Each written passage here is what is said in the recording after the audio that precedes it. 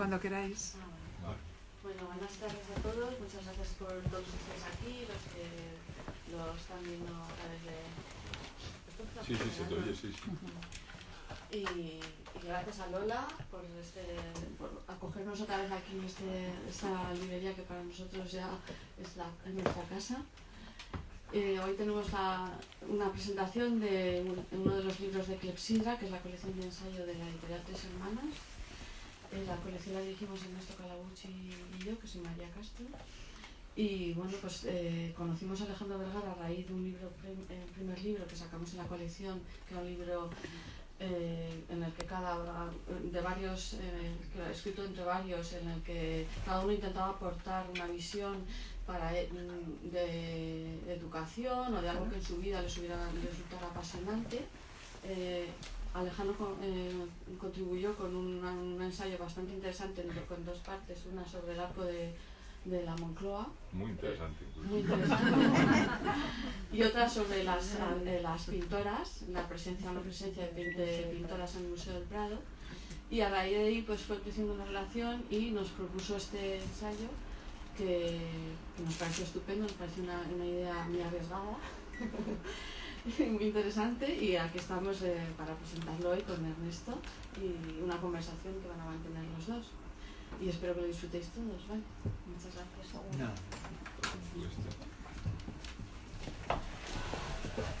No, es mejor porque si no rompe todo el día. Claro. ¿Funciona? Sí. Bueno, buenas tardes no sé si... Bueno, buenas tardes a todos. Pues también agradeceros que hayáis venido, que la verdad es que es un gusto poder ver personas reales, ¿no? Después todo el tiempo tan malo que hemos pasado, ¿no? El que no sea simplemente que nos están viendo desde casa, que también se agradece mucho, pero esta cosa de encontrarnos de nuevo, ¿no? De tener otra vez vida digna, ¿no? No solo vida biológica, sino también vida digna.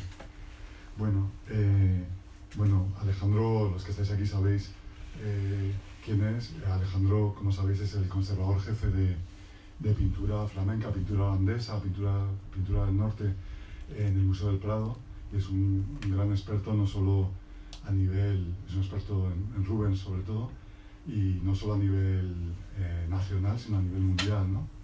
Una persona con una reputación tremenda, y es un lujo para nosotros poder publicar un ensayo como este, ¿no? Y haber colaborado ya con él. Personalmente, además tenemos la suerte de ser amigos. Yo no sabía quién era Alejandro hasta que hace unos años en el Museo del Prado hubo una exposición que él organizó sobre Patinir, y junto con la exposición había una proyección de un documental en el que él hablaba. Entonces yo recuerdo con María entrar ahí y decir, bueno, ¿quién es esta persona tan fascinante, con esta capacidad de hablar de arte de una manera absolutamente diferente, de una manera por un lado muy experta, pero por otro lado muy cercana, ¿no? Y haciendo ver los detalles de una manera que no es usual, ¿no? Entonces, bueno, nosotros alguna vez hemos estado aquí con otra obra y nos gusta dialogar, ¿no? Entonces yo en principio ahora voy a dejar que él nos hable un poco, que nos cuente un poco el contexto en el que escribió este libro, y después ya pues vamos a tener una conversación, ¿te parece? Fenomenal, Ernesto, gracias. Muchas gracias. Gracias a vosotros por venir todos, a Adela y Tim y Carlos, mis amigos que veo por aquí, a Tres Hermanas y a ti, Ernesto, y a ti, María, porque un problema que tiene trabajar en un sitio como el Prado, que es una fortuna en términos generales, yo creo, pero tiene un problema también, y es que es difícil desvincularse de él o salirse de debajo de su paraguas, y a mí eso me ha costado mucho y me hace falta también, diría. No me siento muy institucional y es una institución que obliga a serlo. Entonces vosotros sois los que me habéis dado la posibilidad no de escribir, porque el Prado lo permite mucho, pero sí de escribir, no como la persona del Prado. Y como digo, no tiene por qué ser importante eso, pero para mí sí que lo es, ¿no? Por esta dificultad. Para que la entendáis, por ejemplo, en el Prado ha costado muchísimo que los libros puedan tener incorporado en algún lugar el nombre del autor. Eso es una cosa que parece obvia, en el Prado costó muchísimo conseguir eso. Todavía no figura el nombre de los autores en la parte exterior de los libros, puedes decir, bueno, ¿qué importa? Pues importa en todos los demás lugares, ¿por qué no allí? Esa es una razón por la cual agradezco esto que hemos podido hacer aquí. También me habéis permitido habitar un espacio que no sé bien cómo llamar, pero algo así como de felicidad seria, ¿no? Tiene algo, o de disfrute serio, ¿no? Creo que vivimos un momento en el que de hecho parece que esto está creciendo y que la pandemia ha sido una buena ocasión para los libros, para las presentaciones, para actividades culturales de este tipo.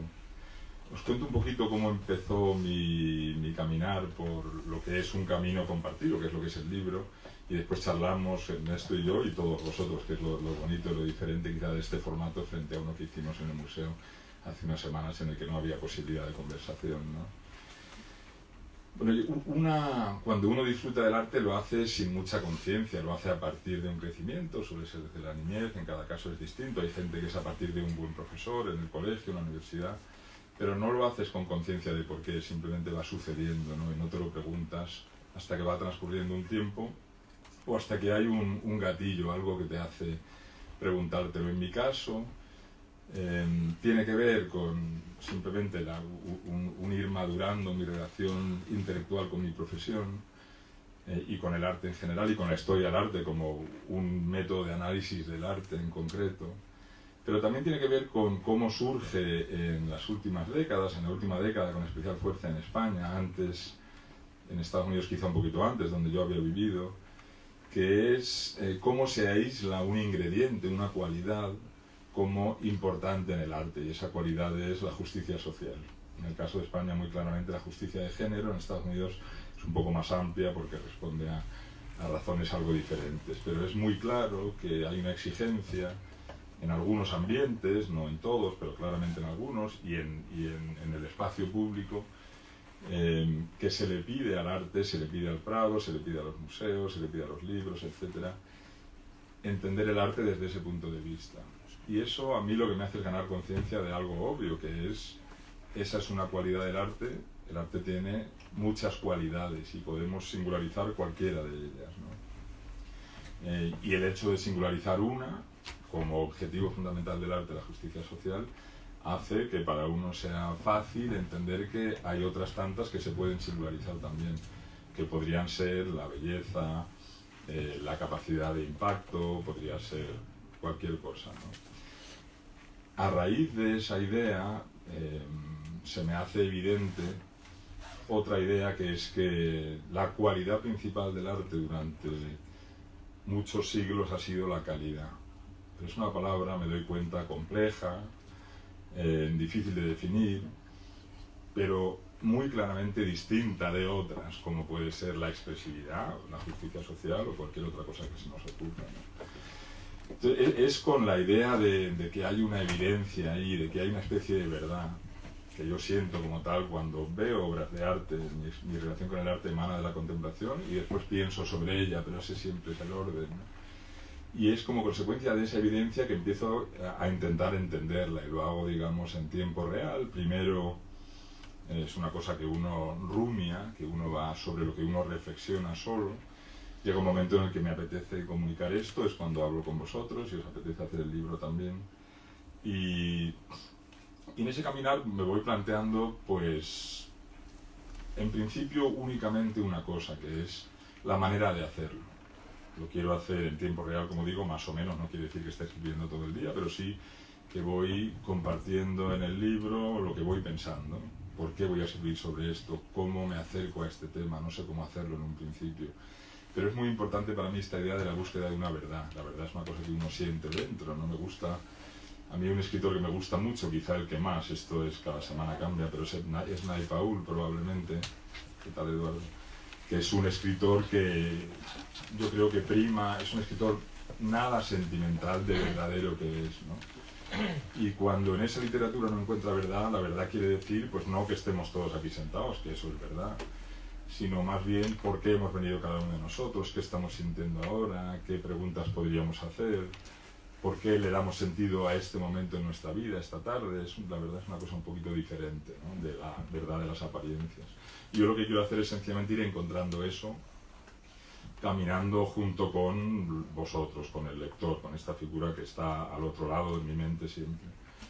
Desde el principio tengo un problema que es un problema que yo creo que distingue a lo poético de lo ensayístico, digamos, o de lo histórico, que es el imperativo de llegar a una conclusión, ¿no? Yo creo que lo poético se puede definir porque no la necesita, y sin embargo la labor de un historiador, que es lo que yo soy, aunque con ambición, bueno, ambición no es la palabra, pero con ilusión o con mucho gusto por la filosofía y mucho gusto por la ficción, a la que doy una importancia fundamental en el escribir, pero soy un historiador y por lo tanto algún tipo de conclusión es necesaria, ¿no? Y me debato un poco en cómo hacer eso, cómo... No estoy desde el principio pensando en la conclusión, pero sí estoy pensando, este es un problema que va a surgir, es un problema que yo tengo que solucionar. Los que escribís sabéis que se inicia, esto yo lo aprendí haciendo el doctorado hace muchísimos años, ¿no? Inicias tu trabajo con un índice muy trabajado ya en el sentido de muchas horas de pensamiento, a lo mejor son semanas o incluso meses, dependiendo del tamaño del libro. Ese índice va cambiando, pero te va acompañando siempre, aunque cambia mucho. Pues en ese índice, la conclusión no hace más que empujarla y no solucionarla, ¿no? Al final, un poco resumiendo, lo que hago es una cosa para mí preciosa, me encanta, me ha encantado, es osada también, el libro está siendo bien recibido, o sea que estoy contento, pero tenía mi inseguridad grande mientras lo hacía y sobre todo al final, que es que me doy cuenta que el principio del libro es un libro de filosofía, y la filosofía, como os digo, me gusta mucho, la leo mucho, me ha gustado mucho siempre. Esta filosofía que de niño en casa nos leían en el colegio, que no entendías, pero es que había frases que de repente eran como aperturas a verdades más importantes, ¿no? Y a menudo no era más que eso, porque no se entendía nada, ¿no? Y leer filosofía a mí me hacía entender que yo no podía escribir eso de ninguna manera. Y además, ser una persona con una carrera muy ortodoxa, académica, de historiador del arte, me hacía darme cuenta también, o me hace darme cuenta, que sé mucho de una cosa y que sé que no sé nada de las demás. Y también que cuando veo a filósofos o escritores entrar en la historia del arte, a menudo soy muy consciente de sus carencias, las noto muchísimo, ¿no? Entonces, estos son los miedos que yo había dejado de lado en cuanto empecé a caminar, pero los había tenido, ¿no? Y son los miedos que una vez terminado el libro me volvieron un poco a saltar. ¿Qué he hecho, no? Estabas tú ahí para ayudar también. Yo lo primero que me importaba a mí al acabar el libro es que Ernesto se lo leyese y dijese: sí, es muy bonito, mejor lo hablamos otro día, estoy muy ocupado, no podemos quedar ahora y tal. Y cuando lo aprobaste, digamos, pues me quedé satisfecho. La segunda parte del libro es historia del arte, y que es la herramienta en la que yo creo más para analizar el arte, en la que me he formado y en la que creo mucho, como digo. Es una herramienta de un rigor extremo, a menudo tiene una relación difícil con la imaginación, a veces, pero yo creo que los hechos, el conocimiento de los hechos, te permite bajar a lo concreto y te permite, o te impide escaparte, atajar, creer que has tenido una buena idea e irte con ella a 10 páginas más, te obliga a dudar constantemente, ¿no? El libro, por lo tanto, es un libro de filosofía en la primera mitad y de historia del arte en la segunda, ¿no? Mi ambición también es de proximidad, digamos. Eso yo creo que es una cuestión cultural, de cada uno somos como somos, y en mi caso es esa. Yo he leído muy buenos libros de todo tipo, muy complejos, en un lenguaje diseñado para ser difícil. No es mi inclinación natural, pero he leído cosas muy buenas escritas de esa manera, y lo contrario también. Pero yo sí que busco un poco intentar entender. Yo, cuando hablo de una búsqueda y búsqueda de verdad, lo que quiero decir con eso es que yo, mientras estoy escribiendo, muchas horas al día, ya conocéis ese proceso, muchas horas quiere decir muchas horas sentado con el ordenador, de las cuales te levantas, llegas a la planta, haces la colada, los platos, vuelves, te sientas, unos días son buenos, otros son malos, ¿no? Pero mientras estoy haciendo eso, estoy intentando, de nuevo esta idea de verdad, estoy intentando que mi voz, esa voz interior a la que consigo llevar mis pensamientos con esfuerzo, que lo que escribo se parezca lo más posible a esa voz que consigo. Nunca se consigue del todo, y la voz ideal sería esa voz que yo estoy, a la que yo estoy llevando mi pensamiento, que estoy intentando convertir en palabras escritas, sin conseguirlo del todo, insisto. Esa voz previa sería la ideal, la perfecta. Y es un espacio que habito con mucho placer también, porque me doy cuenta, soy muy distinto a cuando hago eso que cuando hago otras cosas, ¿no? Soy muy mesurado, soy muy cuidadoso, soy muy... no sé, bueno, es un caminar que disfruto, que me gusta. Al final lo que creo, y con esto lo dejo yo ya charlamos contigo y los demás, al final el libro, y alguna gente lo ha entendido así, no es una receta para nada. O sea, no se puede ir al Prado y andar por ahí y decir, ah, mira, este cuadro tiene calidad y este no. Y sí se puede al mismo tiempo, según me oigo decirlo, ¿no? Yo te puedo ir por el Prado y decirte que cuadros tienen poca calidad técnica. Pero eso no es una razón para decir que el cuadro sea de interés, te guste, sea importante o mil cosas más, ¿no? Al final, por lo tanto, hay que leer el libro como una invitación a pasar un periodo de tiempo reflexionando y caminando junto a alguien que está reflexionando.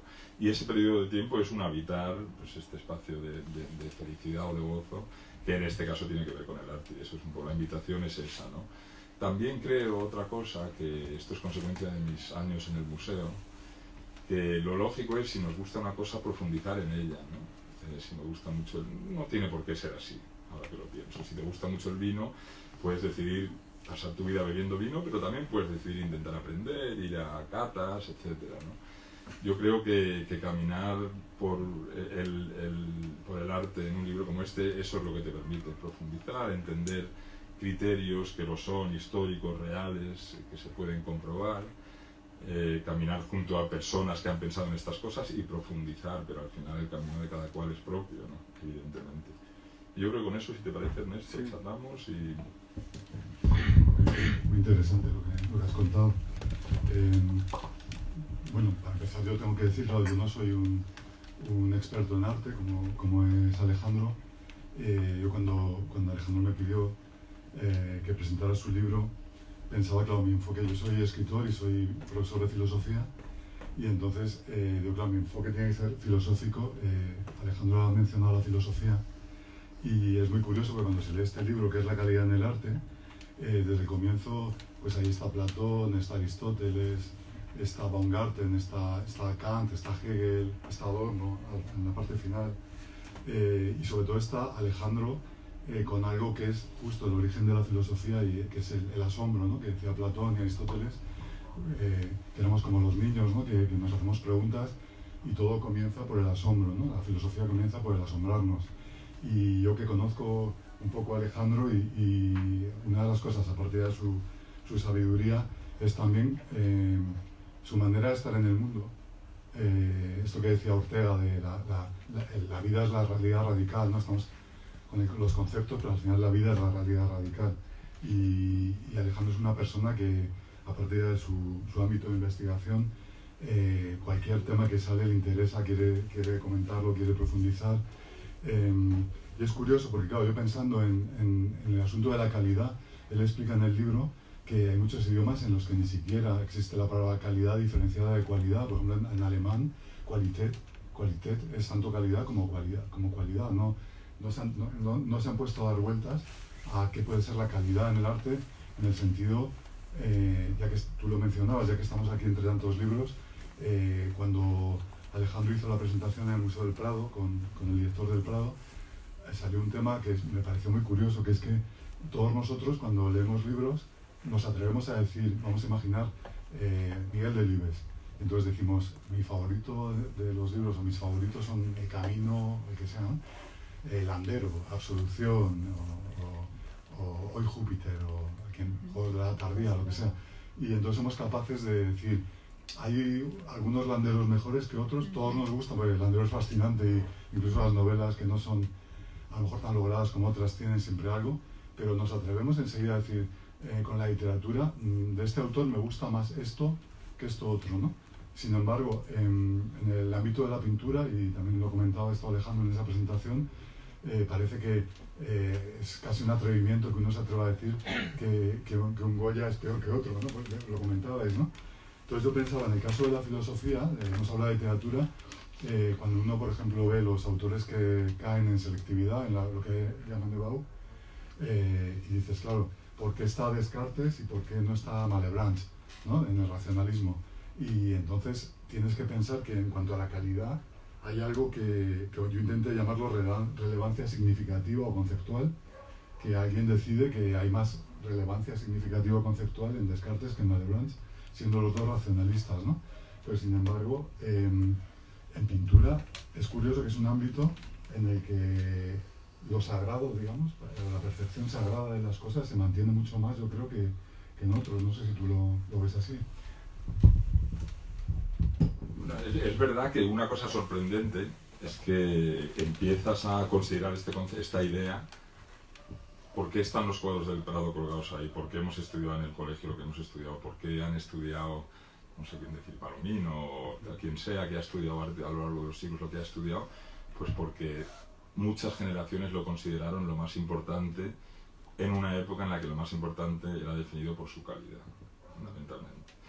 Pero, viendo las cosas de esa manera, nadie ha escrito nunca sobre este tema, ¿no? Es una cosa un poco asombrosa, ¿no? Y me di cuenta que tiene que ver con el hecho de que el arte, si no tenía calidad, no se consideraba que tenía interés ninguno, eran sinónimos realmente, arte y calidad. Y en ese sentido nuestro tiempo nos permite ver algo que ellos no veían, porque se van, yo creo que, escindiendo cualidades, y una de estas cualidades la vemos ahora con más claridad que antes, porque se está quedando atrás en el tiempo, en parte, ¿no? Yo en la filosofía lo veo mucho más difícil. En la historia del arte realmente es fácil de entender, en el sentido de que tiene un cometido, al principio digo siglo XV, la época de la que estamos hablando. Esto se puede hacer con cualquier época, también en la antigüedad clásica, ¿no? Pero tiene un cometido muy claro, que es pinta algo que parezca real. Es así de claro, y eso lo dicen una en 1000 personas, y lo dicen una en 1000 veces, y muchísimos libros. Y el cometido principal es mimético, y lo es porque su función es representar las cosas. Sirve para representar a un personaje famoso, porque tiene un retrato, para lo que sea, en cada caso para decorar una terraza, para que parezca que ahí hay paisaje en vez de pared, cosas de ese tipo, ¿no? Entonces, realmente el criterio es bastante claro. Otra cosa es que ese criterio sea suficiente, cómo se define. Se puede llegar a entender eso a lo largo de los siglos. Un ejemplo que a mí me encanta, que es muy conocido en el mundo de la historia del arte, es Roger de Pile, muy final del 17, principios del 18, escribe una serie de libros, es uno de los árbitros del gusto en Europa en ese momento, y escribe un libro con una clasificación que parece de la liga de un deporte, ¿no? En la que hay columnas, color, composición, expresión, no recuerdo qué más, varias columnas, 5 o 6 columnas, y después los nombres de los pintores, y a cada uno le da una puntuación que creo que es del 1 al 10. Y entonces, pues ganan Rafael y Rubens, por cierto, porque en su época esos son los dos mejores, pero él cree que se puede puntuar todo. Después, si uno lee más abajo de esa clasificación, él dice, sé que esto es un imposible, que no se meta conmigo nadie que no haya estudiado pintura, que no sepa al menos lo que sé yo, dice también, ¿no? Que me parece una cosa interesante, ¿no? Pero una cosa que hice, pensar en que uno está escribiendo y duda, ¿no? La duda es una parte muy importante de este proceso, y voy a ver con qué frecuencia escucho a alguien hablar de calidad durante unas semanas, ¿no? Constantemente en Radio 3, por ejemplo, en Radio Clásica, por ejemplo, lo hace mucho el Nuestro Flamenco, en Radio Clásica de 12 a 1 de la madrugada, lo menciona en el libro, está su nombre ahí, ¿no? Lo hace muy a menudo, en deporte no te digo nada, vamos, en calidad por aquí y por allá. Estaba leyendo el libro de Elena Ferrante, las dos amigas, estos 3 volúmenes, y el libro acaba con Lenú, la protagonista, que está escribiendo el libro en primera persona. El libro es sobre ella, que está escribiendo un libro, que más o menos es el que leemos, ¿no? Y en un pequeño epílogo, Lenú, ella misma dice, voy a releer el libro a ver si tiene calidad, ¿no? Pues, ¿qué quiere decir ella con eso? No es fácil de definir, pero eso es lo que queremos decir cuando hablamos de esto. Entonces, yo lo que quería era referirme precisamente a eso, ¿no? Y lo encontráis constantemente. Una cosa que hice yo también, en ese momento estaba leyendo El Quijote por pura casualidad, bueno, por esta idea de lecturas de libros grandes que salió de la pandemia, y en varios sitios, y si no os importa os lo voy a leer, ¿no? Son un par de lecturas muy rápidas, en varios lugares él está básicamente hablando de eso mismo, a ver si lo encuentro por aquí. Dice, por ejemplo, en el capítulo 6 de la primera parte, hay un cura y un barbero que están quemando libros de la biblioteca de Don Quijote, convencidos de que los libros tienen la culpa de que él haya perdido la razón. Y los van alabando y censurando, y sobre uno de ellos, los 10 libros de la fortuna de amor, que es un libro de Antonio de Lofrasio de 1573, el cura dice lo siguiente, y cito aquí a Don Quijote, o al cura: es el mejor y el más único de cuantos de este género han salido a la luz del mundo, y el que no ha leído este libro puede hacer cuenta de que no ha leído jamás cosa de gusto.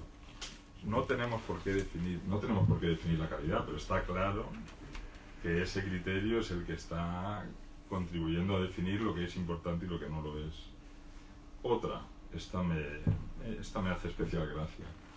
Quizá esta es más conocida, yo creo, hablando de, bueno, y eso de la calidad, quién decide que tiene calidad y quién no, ¿no? Y se quejan en algunos lugares de, bueno, la jerarquía y el elitismo implícitos en la capacidad para definir la calidad.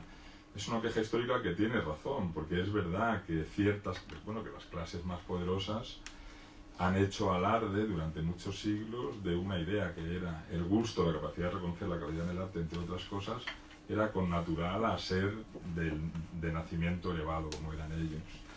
Pero ese es un problema de ellos, eso no quita para que ese concepto sea importante. Y en este párrafo, Don Quijote, Cervantes, está defendiendo a los expertos y dice lo siguiente. Sancho Panza, en el capítulo 13, la segunda parte, Sancho Panza demuestra su conocimiento del vino y dice que se lo debe a unos antepasados suyos de Ciudad Real, que fueron catadores, y dice lo siguiente, esto es un poco largo. Diéronles a los dos a probar el vino de una cuba, pidiéndoles su parecer del estado, cualidad, bondad o malicia del vino. Bondad aquí sería calidad quizá, ¿no? El uno lo probó con la punta de la lengua, el otro no hizo más que llegarlo a las narices. El primero dijo que aquel vino sabía a hierro, el segundo dijo que más sabía a cordobán. El dueño dijo que la cuba estaba limpia y que el tal vino no tenía adobo alguno por donde hubiese tomado sabor ni de hierro ni de cordobán. Con todo esto, los dos famosos mojones se afirmaron en lo que habían dicho. Anduvo el tiempo, vendióse el vino y al limpiar de la cuba hallaron en ella una llave pequeña pendiente de una correa de cordobán. Porque vea vuestra merced si quien viene de esta ralea podrá dar su parecer en semejantes causas, ¿no? Es perfecto, está tan lleno de sabiduría el Quijote a pesar de su parodia constante. Bueno, entonces yo creo que, claro, para mí tú hablas de Descartes, ahí me cuesta verla. Hay un libro para mí maravilloso, un libro de Louise Gluck, que es la poeta americana que ganó el premio Nobel hace 2 años. Tiene un libro que no es de poesía, que es de unas clases que ella impartió sobre poesía. No recuerdo cómo se llamaba, me lo dejo en la moto, me lo había traído, pero es un libro en el cual ella habla de las cualidades, está hablándole a alumnos de poesía de las cualidades que ella encuentra en la poesía, y son todas muy poéticas, son cualidades muy poco tangibles, serían muy difíciles de enseñar. Serían muy difíciles de enseñar a alguien porque no son fáciles de comprender incluso. Eso es distinto que la pintura en la época que estamos viendo, porque un chico quería pintar y lo que hacía era a los 12 años iba al taller de un maestro pintor, se pasaban muchos años aprendiendo a pintar algo tan sencillo como una mano en un papel que parezca tener volumen, tan sencillo y tan difícil, ¿no? Y después aprendía lo siguiente, profundidad, volumen, etcétera, e ingresaba en un gremio, conseguía trabajo, había una exigencia muy de oficio, y ese oficio se basaba en ese momento en la calidad técnica de la pintura, y es un poco, la salida es esa. En otros ámbitos yo creo que es de más difícil definición, o al menos para mí, porque no sé tanto de ella, ¿no? Es curioso porque yo decía cuánto hay de filosófico en qué es la calidad en el arte. Y cuando uno lo lee, dices, claro, es que, por ejemplo, el tema de la apariencia y la realidad, el engaño del ojo, que dices tú, ¿no? Los parecidos, ¿no? El tema de apariencia y realidad es fundamental en filosofía, el tema de realismo e idealismo, también tú hablas de esto, el embellecer, por ejemplo, es decir, bueno, vamos a pintar a la Madre de Dios y esto solo un maestro, por ejemplo, de la geometría también, no solo de la pintura, lo puede hacer, ¿no? El tema de la técnica que tú has mencionado, de la calidad, casi todo el tiempo tú vas hacia una concepción de intentar buscar en algo tan difícil como, sabemos que en estética, en el estudio del arte, una cosa de la que ya Kant se dio cuenta es que pretendemos universalidad, los juicios de gusto, los juicios estéticos, pretendemos universalidad y decimos este libro, cualquiera de estos es el mejor libro que se ha escrito. Y otro te puede decir, pues mira, a mí no me dice nada este libro, ¿no? Entonces hay una pretensión de universalidad, pero se queda en eso, ¿no? Tú, sin embargo, me parece un libro muy valiente porque tú dices que buscas algo objetivo dentro de lo que se pueda. Y hay una cosa que dices que me ha parecido muy buena, que es que tú dices que aunque no se pueda definir el concepto de calidad 100%, tratar de comprenderlo merece la pena, ¿no? Y muchas veces usas el hacia, como los alemanes con el zum y el sur, y ¿no? Hacia una fundamentación de tal hacia, porque sabemos que es una aproximación, no puedes llegar al 100%, pero has hecho mucho más que no moverte, digamos, ¿no? Has intentado ir hacia el problema, ¿no? Y yo me estaba acordando de esta idea también, ya que hemos mencionado a Ortega, la circunnavegación, ¿no? Que él decía que era como una persona, cuando abordas un problema, en este caso la calidad en el arte, es como una ciudad amurallada en la que uno va dando vueltas y vueltas y no parece que hay una entrada, pero a lo largo de las páginas tú vas investigando y hay un momento en el que parece que encuentras una puerta que puede ser la calidad técnica, por ejemplo. Decir, bueno, no es lo mismo una calidad técnica que no la haya, ¿no? Pones, por ejemplo, un ejemplo que me encanta, que es de Bruegel el Viejo y el Hijo, un mismo tema, que es la Torre de Babel, y tú dices, yo puedo decir que a lo mejor una persona que va al Prado, que no tiene unos conocimientos técnicos, digamos, puede pensar que es tan bueno el cuadro que atribuyen al Hijo como el de Bruegel el Viejo, pero yo podría decir por qué es mejor el cuadro del padre que el del supuesto cuadro del hijo, ¿no? Entonces, me parece valiente tu empeño, digamos, porque todo el tiempo le dices, quiero ver si hay algo objetivo, ¿no? en este asunto, ¿no? Sí, yo no lo vivo como valiente, lo vivo como sencillamente en lo que me he embarcado, ¿no? También es verdad, fijaros, yo en el proceso de escribir, yo estaba pensando, claro, uno puede pasar 6 meses y un día decidir, esto no ha llegado a nada, ¿no? Eso es una posibilidad que siempre está presente, ¿no? Y yo lo que quería evitar era la sensación de voy a tener que abrir una puerta como sea. Y no tengo la sensación de haberlo hecho, tengo la sensación de que se llega de manera natural, pero es verdad que se llega descendiendo un poco, porque la calidad solo se puede definir técnicamente. Eso es lo que hacía aquella época, ahora no pasaría eso, pero en esa época muy claramente, ¿no? Fijaros, hablabas antes de idealismo y realismo. Es el arte europeo de esta época, de este largo neoclasicismo, que lo llamo yo, del 15 al 18, como el arte europeo de la época griega y romana, es un arte que se plantea una paradoja que parece que no tiene solución, que es que su función es muy claramente, de manera indiscutible y absoluta y comprendida por todos, llevarnos a un lugar más elevado, hacer de vehículo, a través del anhelo que causa la belleza, vemos una cosa bonita y queremos acercarnos, ¿no? Ese lugar es el de las ideas en la Grecia antigua y el de Dios, básicamente, o el de la belleza en la época cristiana. Para hacer eso nos tiene que hacer creer en imágenes que, para que creamos en ellas, tienen que ser muy realistas, tienen que ser muy, de verdad, volumen, espacio, tienen que ser muy de aquí y ahora. Y esa paradoja es la que yo creo que exige tanto al artista, que el artista acaba cumpliendo. Y una cosa con la que empieza el libro es con la idea de que la historia de la pintura europea en estos siglos es la historia de un éxito inmenso, ¿no? Y lo es, en parte, se puede medir por el valor que le hemos dado en Europa durante siglos, desde entonces hasta ahora. Esto que acabo de decir, pensar en la cabeza de la Virgen, pensar que uno es un pintor en esta tradición y tiene una misión muy concreta, responder a un encargo en el cual tiene que pintar a la Virgen María, y uno, al margen de ser creyentes o no serlo, el cometido, que lo eran entonces prácticamente todos, pero el cometido es fácil de entender, lo elevado que es, lo imposible que es realmente. Te están diciendo que hagas algo que no se puede hacer, se podría decir, ¿no? Y él, ¿cómo decide hacerlo? Pues pintando una chica de cierta edad. Estoy pensando en un cuadro de Tiziano que ilustro en el libro, que está en el Prado. Una chica de cierta edad, con un rostro que tiene una geometría, que se va haciendo ecos de otras geometrías, que nos van sacando de lo concreto y llevando hacia lo ideal, ¿no? Pero a la vez él tiene que hacer que creamos en el pliegue, en el codo, en que está sentada, etcétera, ¿no? Y yo creo que la exigencia es tal, o sea, el cometido de la pintura es tan importante y tan difícil de conseguir, que eso es lo que es maravilloso, que la exigencia de formación de esta gente es extrema, ¿no?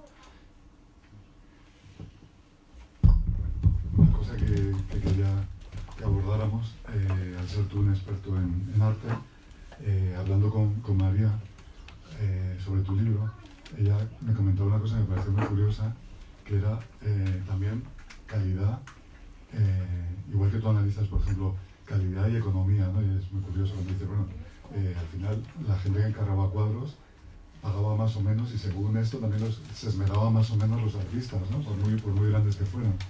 Pero María me comentaba que también hay un tema que es calidad y responsabilidad, ¿no? Porque cada vez que tú decides, por ejemplo, qué se expone en una sala del Prado, habéis hecho esto de pasiones mitológicas, por ejemplo, esta exposición tan buena, y yo no sé si tú, una vez que ya estás en el lugar que estás como experto y con la seguridad que te puede dar tu formación, a veces, digamos, no que te tiembla el pulso, digamos, a la hora de hacer las cosas, pero sí decir, bueno, soy consciente de la enorme responsabilidad que tengo cada vez que cuelgo un cuadro y no otro, por ejemplo, ¿no? Pues seguramente debería, pero no es el caso. No, la verdad que me resulta muy natural. A ver, en parte lo es porque cuando trabajas ahí o en otro lugar de ese tipo, cuando trabajas donde sea, dando clases en una escuela también, eres parte de una larga tradición y no eres más que un pequeño segmento, con lo cual tú no vas a hacer locuras, al menos así me lo planteo yo, ¿no? Entonces, yo, por ejemplo, el otro día alguien me preguntaba ¿qué no colgarías de lo que tienes colgado? Pues el Juicio de París de Rubens, seguramente, que debe medir 5 metros, ocupa, podría colgar otros 4 cuadros. No me gusta mucho ese cuadro, pero es un cuadro importante, documentado por correspondencia, con mucha fortuna crítica durante siglos, pues me parece que debe estar ahí colgado por esas razones, ¿no? O sea que, bueno, yo creo que con naturalidad, apoyado en una tradición y en una formación, en un oficio que en mi caso es el mío, el historiador del arte, ¿no? Yo creo que no es tan complicado en ese sentido. Continuando con el tema de los expertos, citas un libro de Ronald Spencer que se llama El experto frente al objeto y lleva un subtítulo muy interesante que es Obras y atribuciones falsas en las artes visuales, ¿no? Y entonces hay un momento en que tú planteas una cosa que es una pregunta que a mí me parece inquietante, por lo menos, que es ¿qué le importa en realidad a un museo? ¿La calidad de la obra o el nombre de quien la firma? Claro, a ver, este es un libro de un antiguo director de un museo que dice lo importante para los museos es la calidad de la obra. Eso, yo ahí propongo que eso es un ideal. La realidad es que a los museos les importa muchísimo el nombre del artista. Lógicamente, un museo tiene que convencer a un patronato, a una gente que da apoyo económico, a la sociedad, a la prensa. Entonces un museo es mucho más fácil decir he comprado un Velázquez que he comprado un cuadro anónimo que no sé de quién es, pero que es espectacular, ¿no? Explicar eso es más difícil.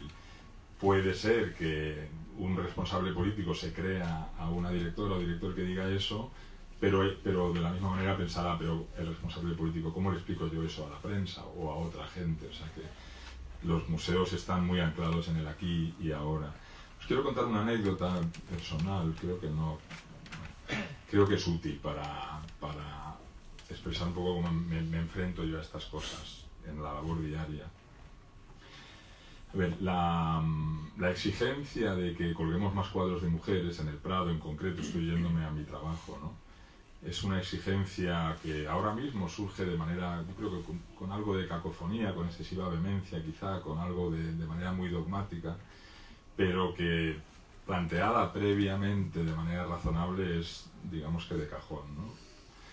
Al menos es de cajón una cosa, al menos es obvia la necesidad de una cosa, de buscar y ver qué se puede hacer, ¿no? A mí me llama la atención, empezando a pensar sobre estas cuestiones, que sobre el Prado se ha hablado mucho y se ha exigido mucho que se cuelguen más cuadros de mujeres, etcétera, pero nunca se han contado cuántos cuadros de mujeres hay en el Prado ni cuántas mujeres hay representadas en el Prado. Nunca hasta el libro que hicimos antes que este, que es la primera vez que eso se escribe. Eso no sé si es mi lado, mi formación americana, pero la idea de a ver si hay un problema, vamos a ver cuál es primero, en vez de empezar ya a gritarnos unos a otros sobre qué podemos hacer, ¿no? No recuerdo los números ahora, pero hay en mi colección, que es la que yo conozco bien, así hablamos en el Prado, los cuadros son de todos, pero hablamos así. En la colección sobre la que tengo responsabilidad, unos 1.300 cuadros, la pintura del norte en el Prado, hay solo están representadas 2 mujeres y muchos cientos de hombres, ¿no? Y aparte de esas 2 mujeres son autoras de 6 cuadros. La reclamación de que posiblemente haya más que no han sido identificadas, yo creo que en términos generales es cierta. Aplicada al Prado, pues puede ser cierta, puede que en vez de 2 acabásemos con 5 o algo así. No vamos a acabar con cientos de mujeres pintoras en la colección real española, pintura que ha pasado por todo ese proceso de selección que ha llevado al Prado, ¿no? Esas 2 pintoras son, una se llama Catalina Ikens y otra se llama Clara Peiters. Cuando yo me mudé a España con mi mujer de entonces, Viviana, recuerdo un día paseando por el Prado, ella me dijo, ¿dónde están los cuadros de las mujeres pintoras?, ¿no? Y no encontramos ninguno. Y estábamos paseando por las salas de las que yo iba a ser responsable. Entonces busqué, vi en los almacenes 4 cuadros de Clara Peiters y los colgué a raíz de eso. Recordar que antes, o sea, hace 70, 80 años, en el Prado colgaba casi todo, porque las paredes estaban llenas de cuadros. Pero la moda de ir colgando de manera más selectiva, que es una imitación de los salones de los ricos coleccionistas de principios del siglo XX, es un alejarse del coleccionismo real y un acercarse a una moda decorativa que parece más moderna. En la Galería Central del Prado, para que os hagáis una idea, en torno a 1900 cuelgan unos 400 cuadros, ahora cuelgan unos 60. Eso es verdad en todos los museos del mundo. Eso quiere decir que colgar en las paredes del Prado es una cuestión muy competitiva ahora mismo, ¿no? Para mí lo de Clara Peiters era evidente que tenía que colgar, avanzo muchos años y llego hace un par de años, la exposición de invitadas, recordaréis. En la exposición de invitadas había 2 cuadros de una bodegonista, Catalina Ikens, la segunda mujer cuya obra está presente en la colección de pintura flamenca. Yo me acuerdo pensar, debería colgar, este cuadro no estaba colgado, los 2 cuadros de esta mujer no estaban colgados, estaban en los almacenes. Yo me acuerdo pensar de manera propia, sin atender a lo que pueden pensar los demás, sin atender a mi responsabilidad, sino un pensamiento que inicia una decisión, pero que no es la decisión. Yo me acuerdo pensar, tengo que ir a ver esto, tengo que mirar estos cuadros con ojos de deberían colgar en la colección permanente. Y me acuerdo llegar a la sala y nada más ver el cuadro pensar, esto no lo puedo colgar de ninguna de las maneras, ¿no? Porque muy claramente no tenía la calidad que tienen los cuadros de Clara Peiters y de otra mucha gente, ¿no? ¿Qué quería decir yo con eso? En ese caso, ¿qué es lo que yo había visto tan fehacientemente, ¿no? Pues había visto un cuadro en el cual no tiene mucho sentido hablar de arte de un cuadro sin verlo, de verdad que es una imposibilidad, ¿no? Pero metafísica casi. Pero tal y como están pintadas las uvas, con esa especie de velo gris que se posa sobre las uvas, el rocío que cae por una hoja de acanto, este tipo de cosas, están pintados de manera muy poco creíble, muy poco convincente, poca sensación de volumen. En un bodegón de ese tipo, bodegón es mala palabra, en un florero de ese tipo pintado es bastante fácil apreciar la diferencia entre unos pintores y otros. Sigo dándole vueltas a esto y me doy cuenta de una cosa obvia, ¿no? De 2 cosas obvias para mí. El criterio de calidad, 3 cosas obvias, digamos. El criterio de calidad, si aplicamos el criterio de calidad, para colgar ese cuadro yo tendría que descolgar cuadros con las uvas mejor pintadas. Es importante eso, ¿no? Eso es una cuestión diferente, pero eso lo tendría que hacer y os lo podría demostrar a todos vosotros si estuviésemos delante del cuadro, ¿no? Eso es un problema. Otro es que esto implica una jerarquía, y con la jerarquía viene la idea de justicia o injusticia, ¿no? Y volvemos a la idea de si eso es importante o no en el arte. Y yo creo que a esa pregunta no hay una respuesta única, y el arte ha pedido justicia en muchas ocasiones, y justicia de muchos tipos. La ha pedido la Revolución Rusa, la ha pedido la Revolución Cultural China, la pidió la importancia del contenido, de que el cuadro sirva para convencer. Era clave en la Contrarreforma, al final del XVI, todo el siglo XVII, ¿no? Eso ha pasado muchas veces, ¿no? Y una tercera cosa que pensé, que es la más razonable, es que si uno aísla el concepto de calidad y tiene en cuenta de manera muy excluyente solo ese concepto o otros, está viendo la realidad como no es, porque en la realidad coexisten todas estas cuestiones y es fácil hacer que coexistan también en el Prado. Históricamente, la historia del arte europeo se ha interesado por la calidad, como digo, por encima de todo, yo creo, pero se ha interesado por otras cuestiones, la representatividad, por ejemplo. Plinio, pero también Vasari, 1568, todos los museos han querido hablar de lo que consideraban lo mejor, pero también qué se hacía en España, qué se hacía en Flandes, qué se hacía en Francia, representatividad geográfica, digamos. También han querido hablar de representatividad temática. Un museo, quiero tener bodegones, quiero tener cuadros de historia, quiero tener retratos, quiero tener cuadros grandes, pequeños. La representatividad ha sido un criterio en cómo se ha valorado, escrito y coleccionado el arte en Europa muy claramente.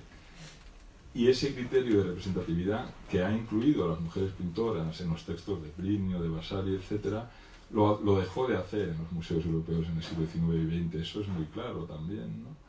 Entonces, bueno, uno va así avanzando, intentando no escuchar esta cacofonía que es parte de nuestra época, intentando hacer las cosas como uno cree que debe, ¿no? Pero bueno, eso es un enfrentarme yo de manera muy personal a una cuestión que nuestro tiempo pide, ¿no? Y la respuesta uno la hace en última instancia desde uno mismo, pero sobre todo desde un comprender de manera, digamos, que yo creo que un poco mesurada. ¿Quién decide lo que es mesurado, ¿no? Pero de manera mesurada, pues los que son los criterios de una profesión, de una tradición, y la necesidad de ir avanzando en ellos, no quedarse atrás, no entenderlos de manera anquilosada, pero entender que esos criterios van más allá que uno mismo, que uno no hace sencillamente lo que quiere, ¿no? Es un ejemplo, yo creo que interesante. Fijaros lo bonito que es el trabajo que hago también, porque realmente me enfrento a estas cuestiones y tengo que darle solución. Vamos, hay una pregunta por ahí, si te parece. No sé si... Sí. Sí. Hola. Por supuesto me encanta el libro de Alejandro, me encanta esta colección vuestra y no quiero para nada entrar en un debate que es muy complejo como todos los que nos dedicamos al arte. Soy profesora de Historia del Arte, especializada en arte y mujer. Entonces, como hay tantos aspectos en esta conversación sobre arte y mujer, la inclusión de la mujer en el arte, pues no voy a... Y no, desde luego no quiero entrar en ningún conflicto ni crear más rollo ni nada, al contrario, ¿no? Creo que es una maravilla que esté aquí Alejandro, que es un intelectual y un historiador del arte competente y su libro es estupendo, pero hay algunas cosas que me siento obligada a decir. Una de ellas es, claro, lo de cacofonía me ha sonado mal. Es verdad que los medios han recogido el tema de la mujer en el arte sin mucho criterio ni histórico, ni desde luego de calidad. Pero hay un tema de fondo. El tema de fondo, y por supuesto no voy a entrar a comentar un cuadro que no he visto nunca y que si dice Alejandro que es malo, estoy segura de que es malo. Porque... Ahora está colgado, o sea que ahora lo pueden ver.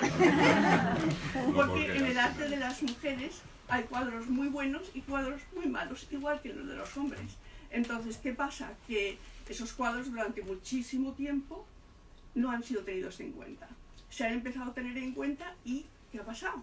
Que se han encontrado muchos más, que se han encontrado cuadros muy buenos y artistas que antes eran totalmente despreciadas y desconocidas, ahora tienen un lugar de relevancia. La primera vez que fui a los Uffizi, Artemisia Gentileschi, que es alguien cuya cualidad me imagino que es indudable, porque entre otras cosas, y la cualidad de las mujeres muchas veces artistas se reconoce cuando se confunde con grandes genios de la pintura, como por ejemplo en el caso de Artemisia con Rivera, ¿no? Un gran genio de la pintura, y con Caravaggio, obviamente. Entonces, cuando entré en los Uffizi, Artemisia estaba en un rincón, arriba del todo, bueno, porque como dice Alejandro, efectivamente hay una jerarquía también visual. Entonces siempre desde los salones franceses los que están a la vista, los que están a la altura de los ojos son los buenos, los que están más abajo y los que están arriba del todo son porquerías. La primera vez que llegan los Uffizi, ahí es donde estaba Artemisia.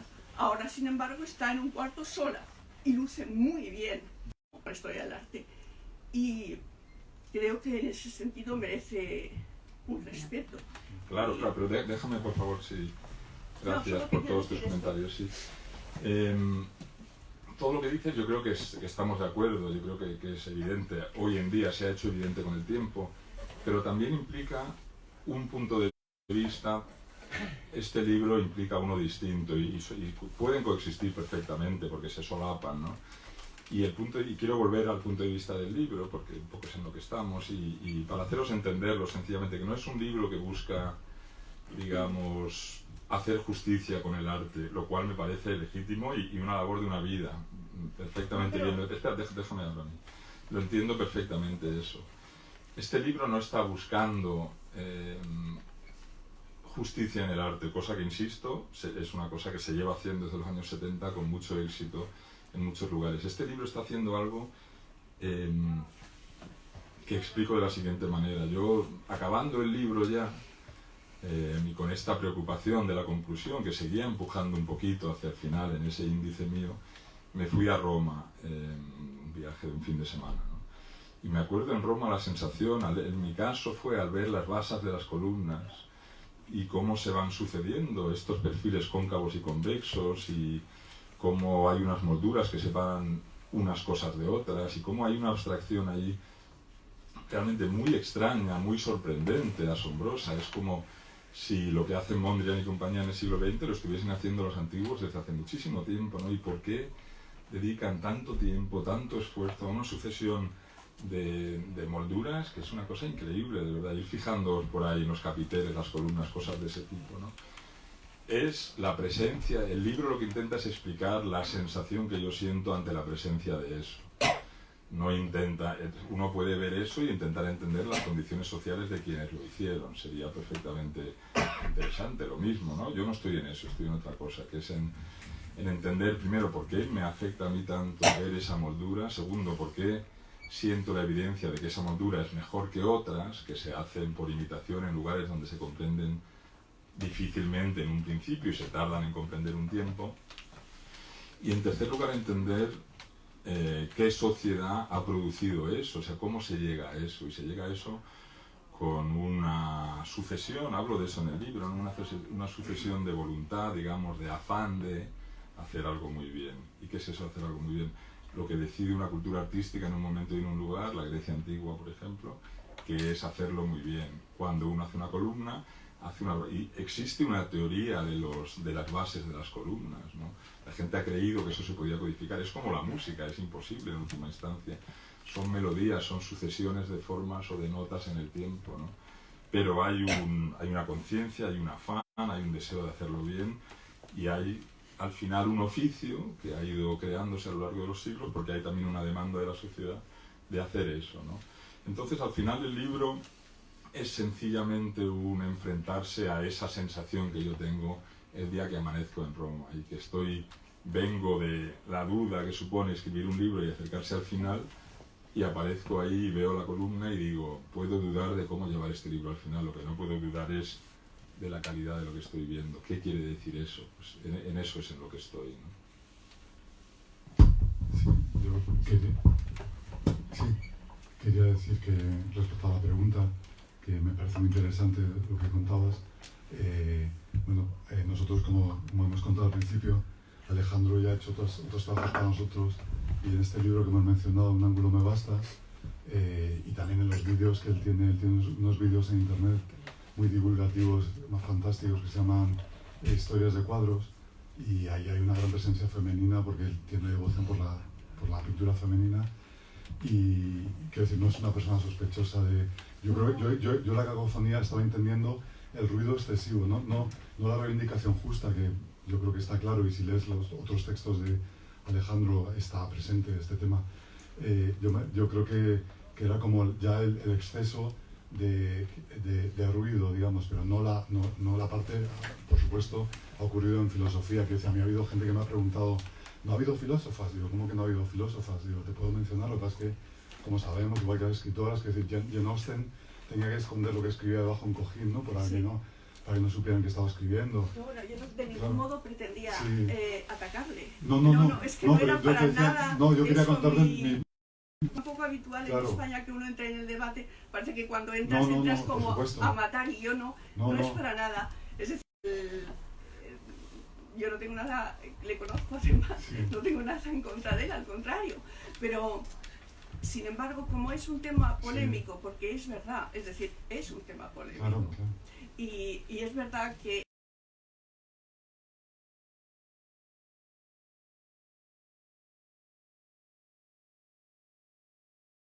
la definición poco académicas, entonces hay que luchar cuando estás en esa lucha. Yo estoy en esa lucha desde hace 20 años, en que tengo un curso de doctorado sobre arte y feminismo y muchos libros y artículos, y también sobre invitadas, un artículo.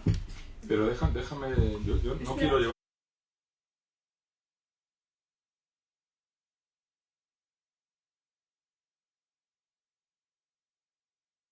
el tema. No, Yo tampoco solo quiero decir no, si nos queda no tiempo, me gustaría escuchar más preguntas si las hay, y si no, por nada. supuesto, simplemente quería dejar claro que no, Tenemos que me sentía 5 impedida a minutos. intervenir simplemente Claro, sí. porque no es un tema solo de justicia social, es un tema artístico también.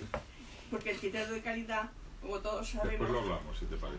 Sí, el criterio Porque de podemos hablar calidad... ahora, pero es que no estamos aquí para eso. Por supuesto, no querría para nada monopolizar el debate, pero es una cosa que va expandiéndose en el tiempo y no se mantiene siempre igual. Claro, eso tiene que ver con la responsabilidad que habíamos comentado. Pasó con Bach. Cuando muere Bach se le considera un casposo, su hijo directamente lo arrinconan y pasan un montón de años hasta que en 1950 Paul Hindemith reivindica la figura de Bach y además no solo la reivindica, sino que dice que es el mejor compositor de todos los tiempos, 200 años después de la muerte de Bach. Entonces ese es el tema de la responsabilidad, es una justicia poética, ¿no? O sea, es un poco, a ver, durante 200 años de repente Bach simplemente se tocaba para aprender. Todos los que han estudiado música, piano, Bach es que desde primero que empezabas con el cuaderno Ana Magdalena, todos los años, yo que era pequeña decía, es que este señor ha escrito, todos los años había un libro de Bach y decía, por favor, ¿cuándo voy a terminar con este hombre, ¿no? Con la peluca ahí tan serio, siempre te imponía un montón, ¿no? Y tiene que llegar a Hindemith 200 años después, ¿no? Entonces ese es el tema de la responsabilidad, ¿no? Que de repente puedas dar luz en un... Claro, pero yo insisto, este no es un libro de reivindicación de nada, es un libro de Sí. intentar comprender una cosa que estoy sintiendo. Eso es lo que es, de yo en voz alta intentar entender un sentimiento que tengo. Es así de sencillo realmente, ¿no? ¿Teníais alguna pregunta, Fernando? ¿Eras tú? Sí. Bueno, no he podido leer el libro todavía, lo leeré en los próximos días. Problemas de suministro en las librerías de mi barrio, que me pilla un poco antes. ¿Qué pasa cuando el dominio de la técnica, cuando la destreza, la pericia técnica deja de ser el criterio de calidad? Vamos a poner más o menos las primeras décadas del siglo XX. ¿Te has metido en eso? Por lo que has contado, creo que no en este libro. Claro. Mira, pasa lo siguiente. ¿Sabes sí. de alguien que se haya planteado estas cosas a Yo tu manera? te digo un poco cómo lo contesto yo, aparte de anunciarte el siguiente libro que quiero escribir, pero que en el índice puede que no llegue a nada, ¿no? Lo primero, yo creo que es una clave para contestar a esa pregunta es la idea de que la calidad es uno de los ingredientes del arte. Y no es más que uno de los ingredientes del arte. Incluso históricamente es un ingrediente con mucho peso, en otros momentos tiene menos peso, pero la calidad técnica, la capacidad de hacer una cosa que exige un oficio, es un ingrediente nada más, ¿no? Ese ingrediente pierde peso en algunos momentos, muy claramente.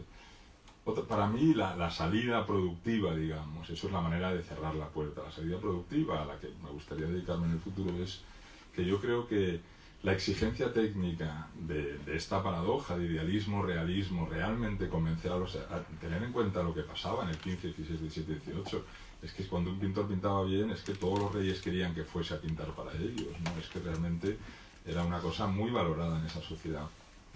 Esa exigencia es tan difícil, exige tantas horas de oficio, ¿no? De práctica, de praxis, de realidad, de mano en la mesa, que hace que los pintores vayan viendo otras cualidades que milagrosa y afortunadamente surgen de esas herramientas con las que se busca en principio nada más que la mímesis, ¿no? Imitar la realidad.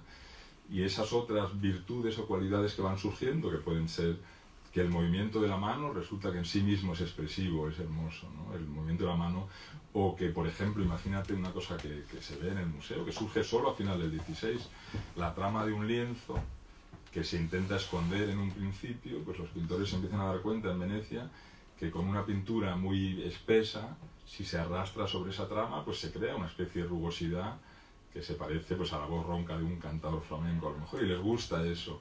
Entonces, en este oficio tan exigente van encontrando otros caminos por los que pueden ir caminando, ¿no? Y yo creo que esos caminos son los que hacen que este arte tenga un futuro que tal vez esté terminando ahora, pero que duró muchos cientos de años y que es un futuro que iba muchísimo más allá de la mímesis.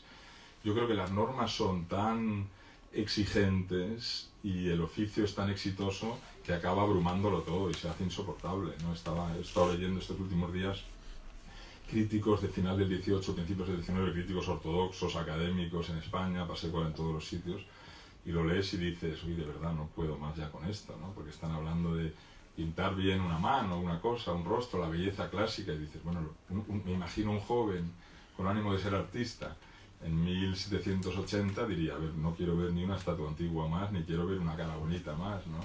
Pero ese es el éxito de este camino, pues que llega a abrumarlo en sí mismo, ¿no? Yo creo que una cosa que me gustaría escribir es estas aperturas, estas puertas que emergen de esa práctica tan exigente que llevan a otros lugares, pues abrir unas cuantas puertas de esas, ¿no? Muy bien. Esperamos.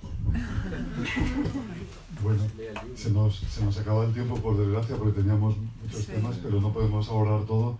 Yo simplemente invitaros, quienes no lo hayáis leído, a mí me parece un libro fascinante, porque como decía el otro día, decías que este libro era una conversación interna que habías decidido hacer externa, y tú dices, para terminar, ¿no?, que este libro, esta investigación, lo que te guía es el afán de comprender, pero también el de compartir, ¿no?